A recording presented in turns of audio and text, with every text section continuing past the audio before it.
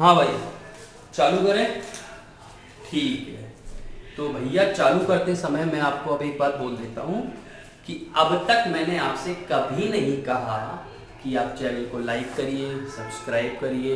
वो मैंने थंबनेल में डाला था, लेकिन अगर मैं कह नहीं रहा हूँ इसका मतलब ये नहीं कि तुम्हें करना भी नहीं है।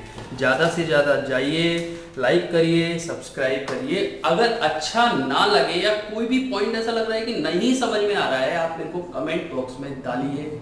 मैं वहाँ पढ़कर ज़्यादा से ज़्यादा चीज़ें इंप्रूव करने की कोशिश करूँगा। जब तक आप बताओगे नहीं, मेरे को पता नहीं चलेगा। ठीक है, तो ज़्यादा से ज़्यादा लाइक, सब्सक्राइब और शेयर करो। जितने भी भाई बहन, जितने जो भी साइंस लेके बैठे हैं और लॉकडाउन में बैठे हैं, और लॉकडाउन में बैठे या नहीं बैठे, आगे भी बहुत अच्छा कंटेंट मिलेगा, ये मेरी गारंटी है। लेकिन जब ही हो सकेंगी सारी चीज़ें जब आप थोड़ा ध्यान दोगे और ज़्यादा से ज़्यादा चीज़ें फैला के और कंटेंट को ज़्यादा से ज़्यादा दूर तक ले जाके, इससे मेरे को बूस्टअप मिलेगा। हाँ, दूसरी चीज़, जो भी डाउट हो, जो भी दिक्कत हो, कमेंट बॉक्स में डालो। टेंशन लेने की ज़रूरत नहीं है, पूरा सॉल्यूशन मिलेगा। कोई दिक्कत नहीं आनी चाहिए, लगना नहीं चाहिए कि यार ये चीज़ प्रॉब्लम कर रही है हमें। ठीक है, ध्यान रखना। कमेंट बॉक्स आनंद लीजिए। हाँ भाई, लास्ट जो टॉपिक हम करा रहे थे वो था कि differences between crystalline solid and amorphous solid. Main differences मैंने करा दिए थे, उसके बाद भी कुछ मेन डिफरेंसेस और भी हैं दो। मतलब अब ये डिफरेंसेस काम कैसे करते हैं? ये डिफरेंसेस का है कि भैया ये इतने इंपॉर्टेंट है कि मैंने इसको टॉपिक बना दिया। Cooling curves and cleavage property, directly question आता है। हाँ भाई, जो क्वेश्चंस मैंने दिए वो करके देखे। और दूसरी बात, कॉपी पेन लेके बैठा करो। नोट्स में डालूंगा इसके एक दो वीडियो के बाद, मैंने बोल दिया है। ये जो आज वीडियो है इसके अगली में या उससे अगली में 100% नोट्स आपको मिल जाएंगे पीडीएफ के रूप में कमेंट बॉक्स में। ठीक है, पिन कर दूंगा, आप जाके चेक करना, लिंक दे दूंगा, आप ढूंढना और आपको सारी चीजें मिल जाएंगी। बट मेरा ये मानना है, अगर आपको सारी चीजें साफ दिख रही हैं, अभी मेरे पास उतने अच्छे इक्विपमेंट नहीं है, लेकिन जितना भी इक्विपमेंट मेरे पास है, मैं उससे इस समय लॉकडाउन में मैं उससे जितना अच्छा कर सकता हूं मैं कर रहा हूं। अगर कोई चीज समझ में नहीं आ रही, कमेंट बॉक्स में पूछो, मैं जवाब दूंगा। दूसरी बात यह है कि आप कॉपी पेन लेके बैठो। अगर आप कॉपी पेन लेके बैठोगे तो मजा उसका अलग है कि हाँ यार, आज अपन ने इतना बड़ा हाथ किया, लिख दूंगा, क्योंकि मैं सारी चीज लिख रहा हूँ। ठीक है, अगर मेरे को समझाना ही होता तो फिर बोल बोल के समझा देता। लिख रहा हूँ, जो चीज बना रहा हूँ मैं बोलता हूँ। अगर स्क्रीनशॉट में मजा नहीं आ रहा, कॉपी पेन लेके बैठो, ध्यान से लिखते रहो, उसका एक अलग ही मजा है, समझ में भी आता है। अरे मैं कह रहा हूँ कि जो मैं नोट्स लिखवा दूंगा ना आपको, वो पढ़ो या ना पढ़ो, आप अगर मेरे लेक्चर पढ़ के अपनी कॉपी पेन लेके बैठ गए ना, कोई रोक नहीं सकता है, कोई रोक नहीं सकता है अच्छे नंबर लाने से। हर पॉइंट पे जो क्वेश्चंस में आगे आपको कराऊंगा, न्यूमेरिकल वगैरह, वो अच्छे लेवल के भी होंगे। आप अगर ध्यान दोगे तो सारे क्वेश्चन हर चीज के बनेंगे, जेई मेंस नीट तक के। ठीक है, जुड़े रहिए। तो भैया, पहला है कूलिंग कर्व्स, दूसरा है क्लीवेज प्रॉपर्टी। पहले कूलिंग कर्व्स को देख लेते हैं। कूलिंग कर्व का मतलब यह है कि हम अगर टाइम दें और टेम्परेचर को धीरे धीरे कम करें तो क्या फर्क आता है क्रिस्टलाइन सॉलिड के ग्राफ में और क्या फर्क आता है अमोर्फस सॉलिड के ग्राफ में। तो ये ग्राफ है फॉर अमोर्फस सॉलिड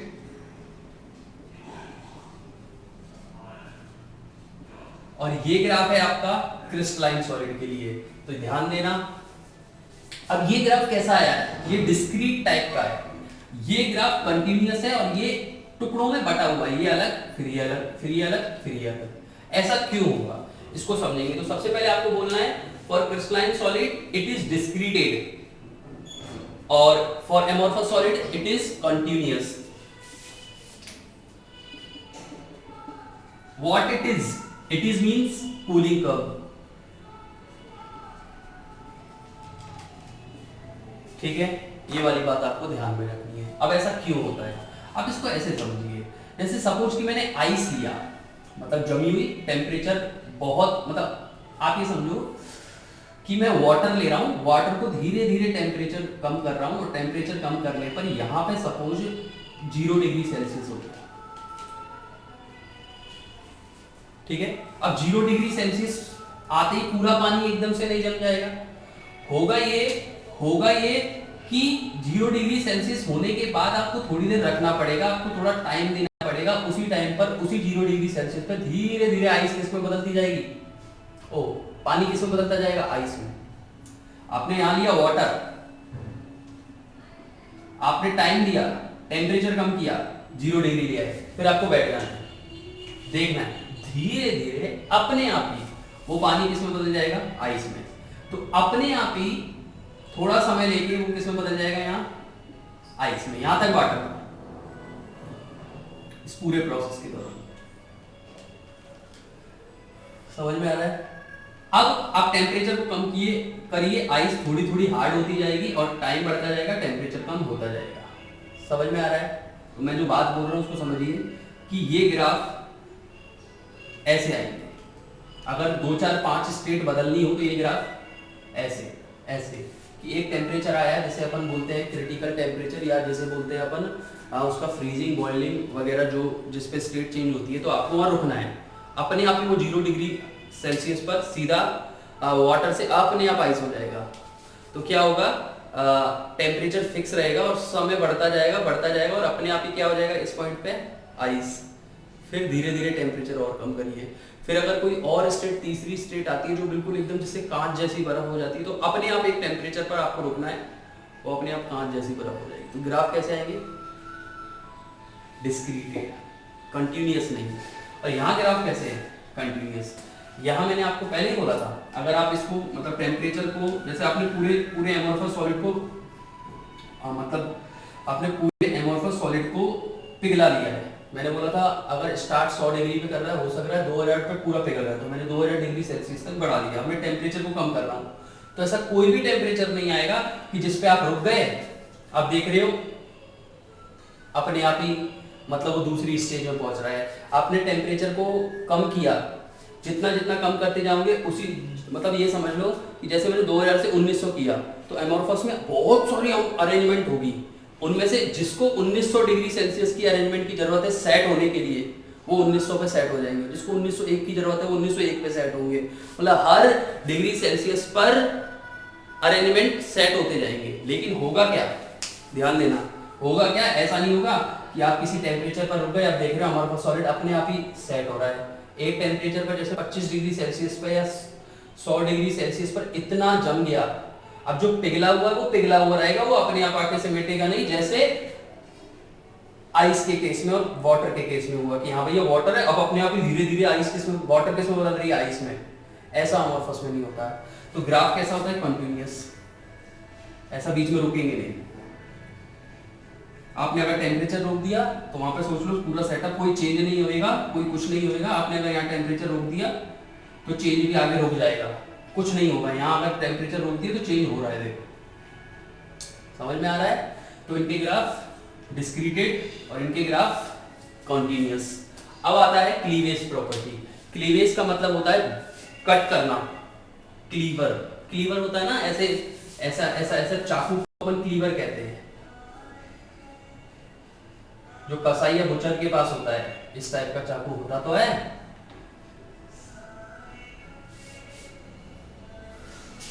ठीक है, तो उसी से रिलेटेड है क्लीवेज। तो किसी को अगर आप किसी क्रिस्टलाइन सॉलिड को अगर आप शार्प टूल से कट करोगे तो वहां जो कटिंग एज आएंगे, ये जो हिस्सा आएगा वो स्मूथ आएगा। और यहाँ पर ये जो सरफेस है वो कैसी आएगी, आप अगर प्लास्टिक को कट कीजिए, यहाँ से खुरदरी, यहाँ से खुरदरी, मतलब अगर ये हिस्से को अगर कट करूँ, अगर मैं कट करके एकदम से यहाँ देखूँ तो यहाँ पर छेद छेद से या कुछ ना कुछ मतलब रफ सरफेस मिलेगी। और अगर आप लोहे को कट कीजिए तो एकदम कट करने के बाद जैसे लोहे को ऐसे इस तरीके से कोई रख दिया और इस तरीके से कोई आरी इसको काट देती है, तो यहाँ से चमकीली सी स्मूथ सरफेस मिलेगी, क्योंकि वो क्रिस्टलाइन है। और एमोर्फस में ये सरफेस कैसी होती है, रफ सरफेस। तो ये हो गई दोनों की क्लीवेज प्रॉपर्टीज। तो क्या बोलना है, if crystalline solid is cutted by sharp tool then it's newly cutted surface, नई कटी हुई surface will be smooth and will be, इधर क्या होगी, ओह सॉरी, रफ। समझ में आया, amorphous, rough, crystalline, smooth. Okay, तो ये होगा हमारी प्रॉपर्टीज कौन सी, cooling curve and cleavage property. अब यहां से जो चीजें चालू होंगी, वेरी वेरी इंपॉर्टेंट, यहां से ही सॉलिड को हम अरेंजमेंट के बेसिस पे पढ़ेंगे। अब समझ लेना भाई, अभी तक हम क्लासिफिकेशन कर रहे थे फंडामेंटल पार्टिकल के बेसिस पे, और दूसरी बार क्लासिफिकेशन कर रहे थे फंडामेंटल पार्टिकल के अरेंजमेंट पर। दो बिल्कुल पीक अरेंजमेंट, बिल्कुल बेकार, अच्छी, बहुत अच्छी। अब क्या हुआ कि हम इसको छोड़ देंगे एमोर्फस, आगे हमें एमोर्फस नहीं पढ़ना है, हमें जो भी अरेंजमेंट पढ़नी है वो क्रिस्टलाइन की पढ़नी है। अब क्वेश्चन ये उठता है कि क्रिस्टलाइन की भी अरेंजमेंट बहुत सारे तरीके से की जा सकती है, मतलब एक क्रिस्टलाइन सॉलिड ज्यादा मजबूत है और दूसरा क्रिस्टलाइन सॉलिड कम मजबूत है, दोनों में प्रॉपर्टीज वही है जो क्रिस्टलाइन की होनी चाहिए, लेकिन एक की अरेंजमेंट अलग है और एक की अरेंजमेंट अलग है। एक में बहुत ज्यादा लॉन्ग रेंज, एक में लॉन्ग रेंज, एक में अरेंजमेंट लॉन्ग रेंज, दोनों में हो सकती है सेम हो, लेकिन अलग अलग तरीके की अरेंजमेंट। तो same fundamental particle crystalline, amorphous तो आएगा ही नहीं, लेकिन क्रिस्टलाइन में भी अरेंजमेंट अलग अलग, और वो किस तरीके से अरेंजमेंट अलग अलग होती है वो हम आगे पढ़ेंगे। समझ में आया? ओके। जो मैं आपको पढ़ा रहा था वो था crystalline solid and amorphous solid. Crystalline solid और एमोर्फस सॉलिड की जो डिफरेंसेस थे वो मैं आपको बता चुका था। मैं ये भी बता चुका था कि उन पे कौन कौन से क्वेश्चन बन सकते हैं। सबसे पहले आइसोट्रोपिक, एनआइसोट्रोपिक। दूसरा question sharp melting point and long, मतलब sharp melting point and long range melting point. तीसरा क्वेश्चन ये बनता है कि डिफरेंसेस पूरे के पूरे बताओ। चौथा क्वेश्चन बन सकता है कि क्लीवेज प्रॉपर्टी बताओ। पांचवा क्वेश्चन बन सकता है कि कूलिंग कर्व बताओ। ये मैं बता चुका हूं। अब मेरी बात सुनिए कि एमोर्फस आज के बाद नहीं पढ़ना है, कसम खाओ, कसम खाओ, एमोर्फस नहीं पढ़ेंगे। मैं कसम दिलाता हूं कि इस चैप्टर में एमोर्फस आज के बाद आएगा ही नहीं। क्यों? क्योंकि दिक्कत ये है कि अगर हम, मैंने आपको बता देना चाहता हूं कि अभी जो हम आगे पढ़ेंगे ना वो सॉलिड के अरेंजमेंट देखेंगे। फंडामेंटल पार्टिकल डिसाइड कर लिया, ये फंडामेंटल पार्टिकल हो गया। अभी कितने कितने टाइप से अरेंज हो सकता है कि जिससे सॉलिड अलग अलग बने, ठीक है? तो अब वो डिसाइड जो हो सकता है वो, अगर हम किसको लेके बैठते हैं एमोर्फस को, तो एमोर्फस में हर दूसरी लेयर के बाद अरेंजमेंट अलग है। यार कब तक टेंशन लेंगे? लेकिन अगर सपोज कि अगर क्रिस्टलाइन सॉलिड है, सपोज क्रिस्टलाइन सॉलिड के रूप में ये दीवार लूं, तो अगर मुझे ईंट के बारे में पता चल जाए, इस दीवार की पहली ईंट के बारे में, उस सबसे छोटी यूनिट के बारे में पता चल जाए, अगर वो मजबूत होगी तो दीवार मजबूत होगी, क्योंकि मुझे ये पता है कि थ्रू आउट दी दीवार एक ही टाइप का अरेंजमेंट है। स्मॉलेस्ट यूनिट ईंट, ब्रिक, उसका अरेंजमेंट है। लेकिन अगर अमोर्फस लेके बैठ गए तो धज्जियां उड़ जाएंगी, जाने कितने अरेंजमेंट आ जाएंगे। तो हम डिसाइड कर लिया है कि आज के बाद जो स्टडी करेंगे वो किसकी करेंगे? क्रिस्टलाइन सॉलिड की। और क्रिस्टलाइन सॉलिड की जब स्टडी करेंगे तो उसको स्टडी करते समय, उसके अरेंजमेंट की स्टडी करते समय हमें कुछ डेफिनेशन की जानकारी होनी चाहिए, जो कि इस प्रकार है।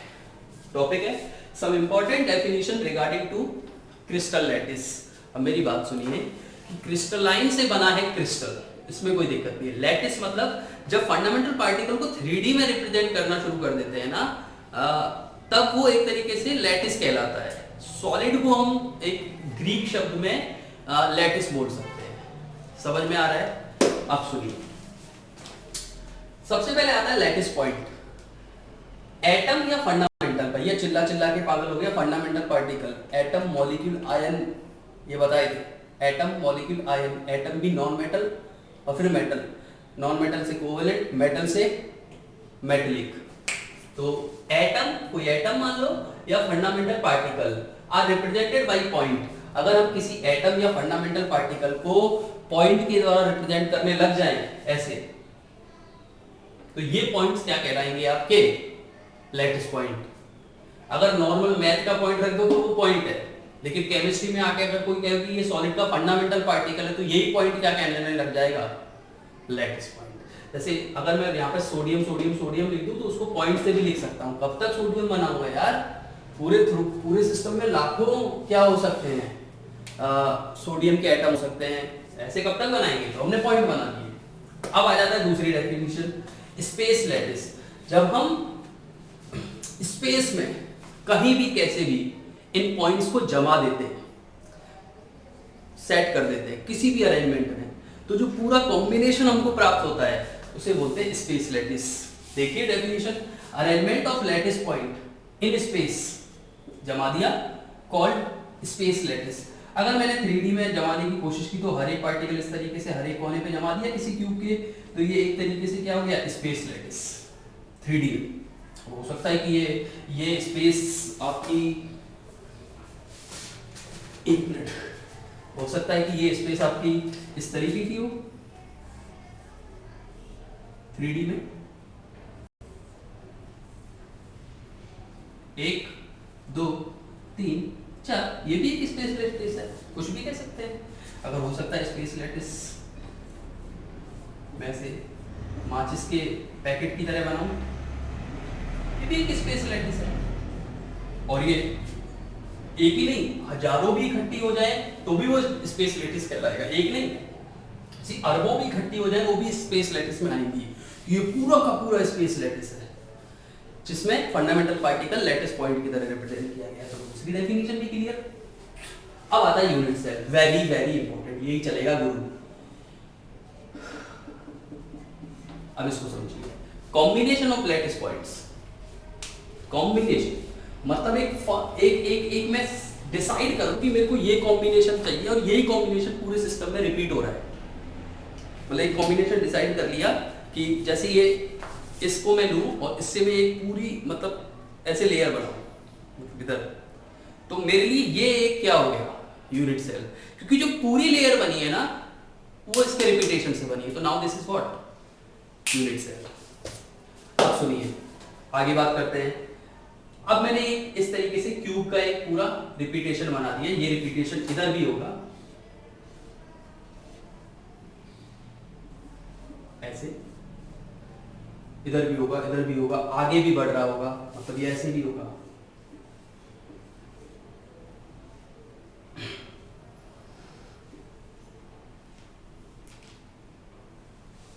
पूरे सिस्टम में।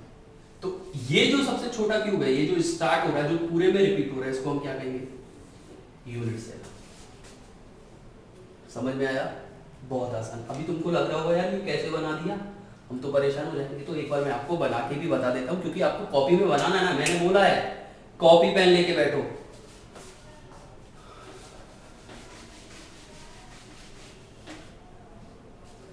देखिए बहुत आसान, बहुत।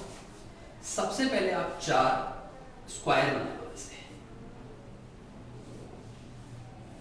1 2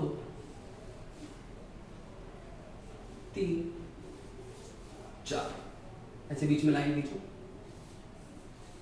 एक मिलाया ऐसे, अब ऐसे ही ऐसे आगे खींच दो, मजा आ रहा है? ऐसे आगे खींच दो,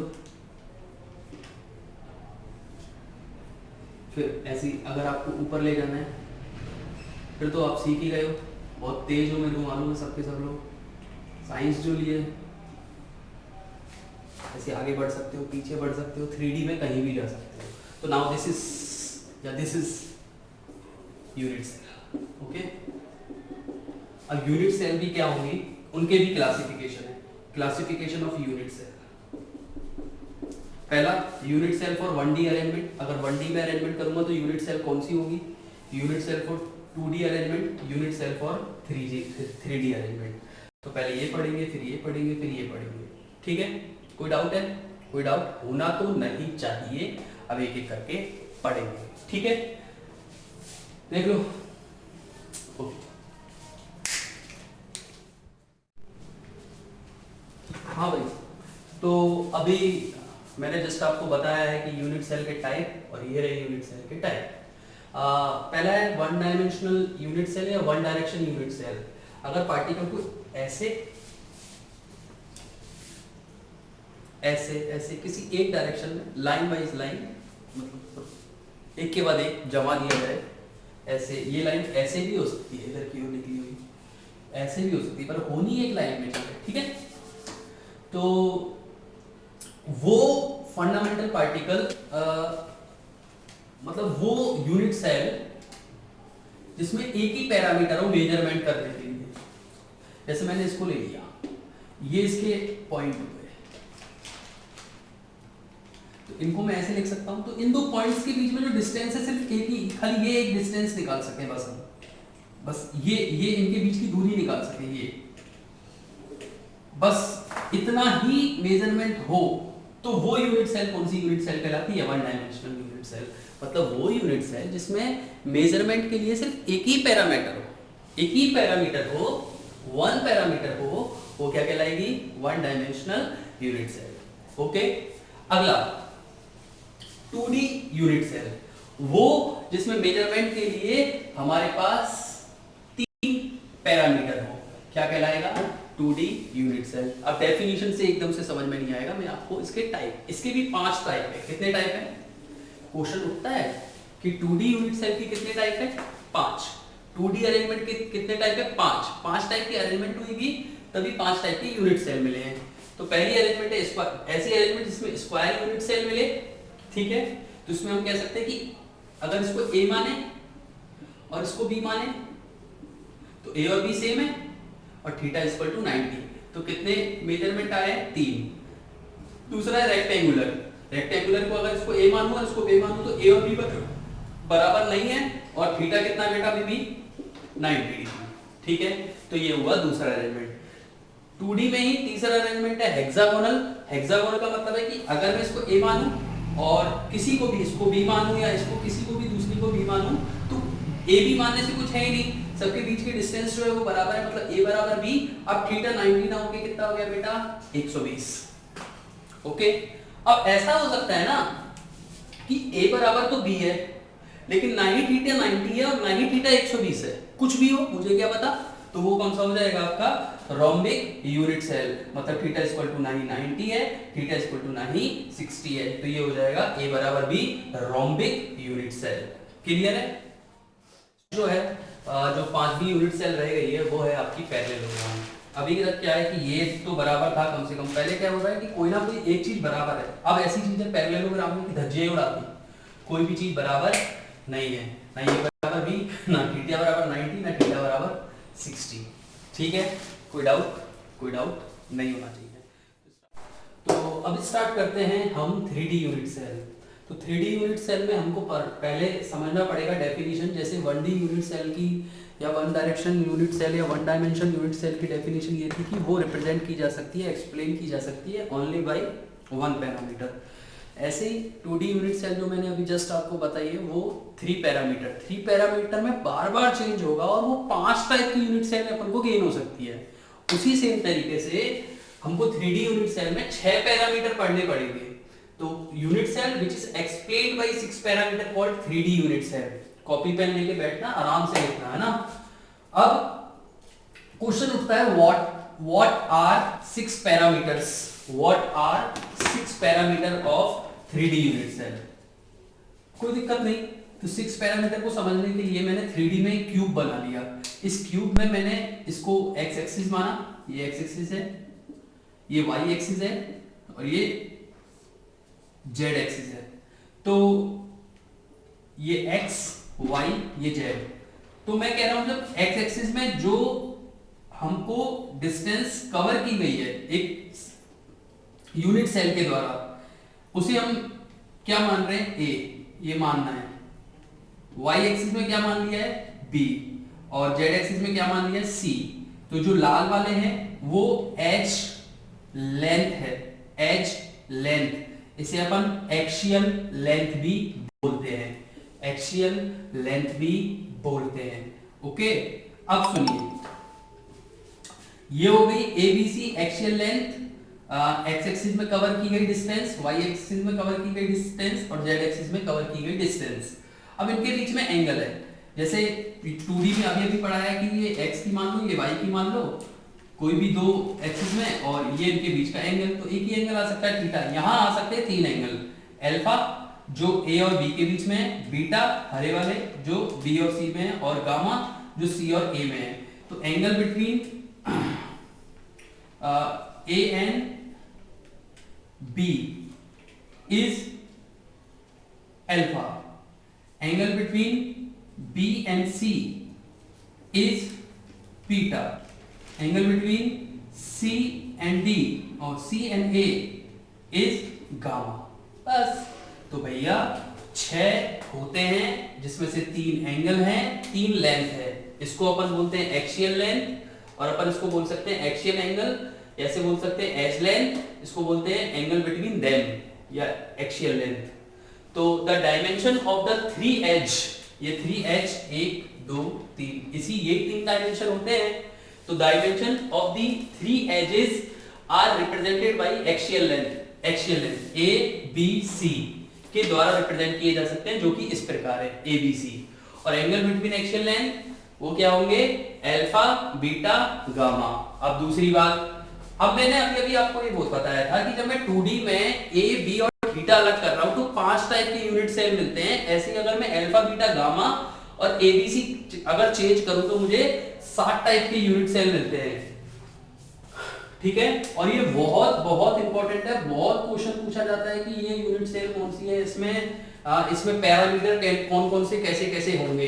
ये बहुत ही कॉम्प्लिकेटेड पार्ट है, पर अपने पास ट्रिक है जो कि मैं अगले लेक्चर में दूंगा, तो टेंशन लेने की जरूरत इसमें तो है ही नहीं। आपको एक बार में मैं याद करा दूंगा, अगला लेक्चर उसी के ऊपर आएगा, 7 type of unit cell and trick. Got it? अगले लेक्चर में बात करते हैं। और हाँ, सब्सक्राइब करना ना भूलें, लाइक सब्सक्राइब शेयर। और अगर आप करोगे, आपको कोई डाउट लगता है कमेंट बॉक्स में पूछिए, अगर आप करोगे तो मेरे को बूस्ट अप मिलेगा, मैं और अच्छा कंटेंट डालने की। ऐसा नहीं है कि अगर तुम नहीं भी कर रहे हो तो मैं कंटेंट अच्छा डाल रहा हूँ, पर उसमें मुझे बहुत अंदर से खुशी मिलेगी। तो जाओ शेयर करो, और आप कंपैरिजन मत करो। आपको ये लगता है यार इससे अच्छा तो ये चैनल है, इस पे जाके पढ़ लेंगे, तो अभी क्या शुरुआत है, अभी क्या लॉकडाउन है, अपने पास जितने इक्विपमेंट है ना उससे मैं 100% देने की कोशिश कर रहा हूँ।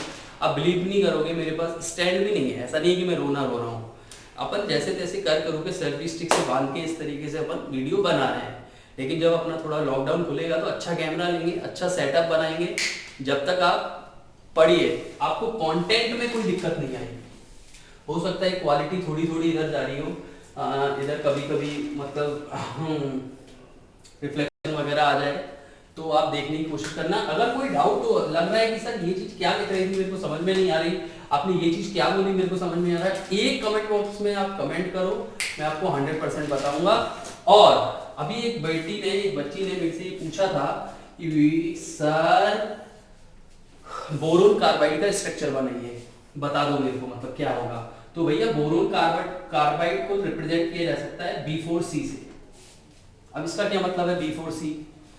तो ये कार्बन है, इसके तरफ तीनों ओर बोरोन, चारों ओर बोरोन है, कार्बन को चारों तरफ से घेर लिया है, ये अपने आप में कोई इससे कम नहीं है। तो इस तरीके से आपस में बनाएंगे, एक इससे बनाएंगे, आपस में बनाएंगे, एक इससे बनाएंगे, आपस में बनाएंगे, एक इससे, एक इससे, ये रहा बोरोन कार्बाइड।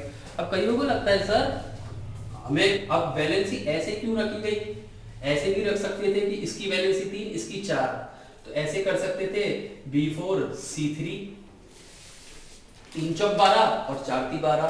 तो ऐसा ही क्यों बना?